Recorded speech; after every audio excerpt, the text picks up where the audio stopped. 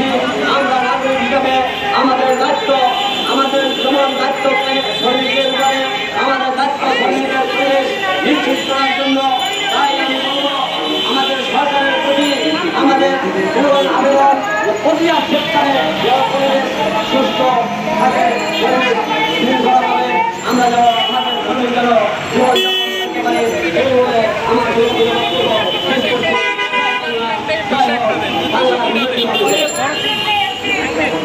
ধন্যবাদ জনাব জাকির হোসেন পান্নুয়াইকে। এই মধ্যে বিশ্ব পরিবেশ দিবস উপলক্ষে বিশেষ বক্তব্য রাখার জন্য অনুরোধ করছি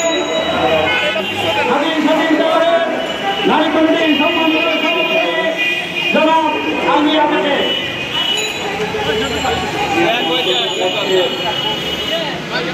যে অবস্থা বর্তমানে চলেছে সেই অবস্থা থেকে উত্তোলন করার জন্য এই সমস্ত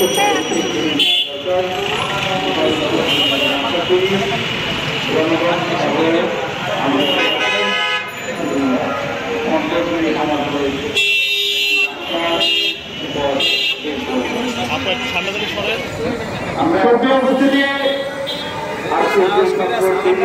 আজ বিশ্ব পরিবেশ দিবস সারা বিশ্বের সাথে তাল মিলিয়ে বাংলাদেশ এই বিশ্ব পরিবেশ দিবস উদযাপন করতে যাচ্ছে।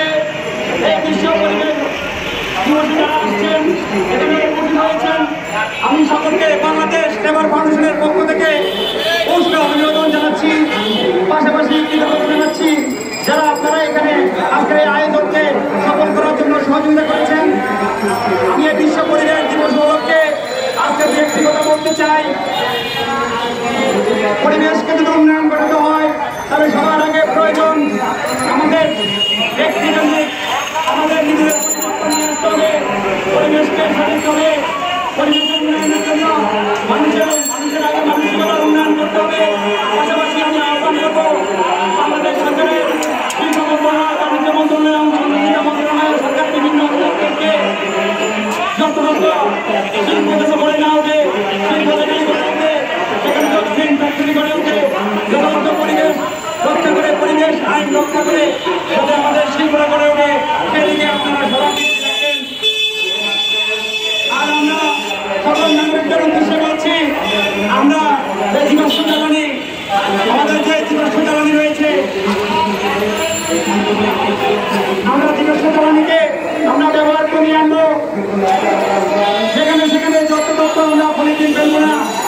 আমরা মাটি দূষণ, পানি দূষণ, পরিবেশ দূষণ থেকে আমরা নিজের গল্প আগামী প্রজন্মকে আমরা বাঁচিয়ে রাখার জন্য, আগামী প্রজন্মকে সুন্দর একটা ভবিষ্যৎ দেওয়ার জন্য পরিবেশকে সংরক্ষণ করতে হবে।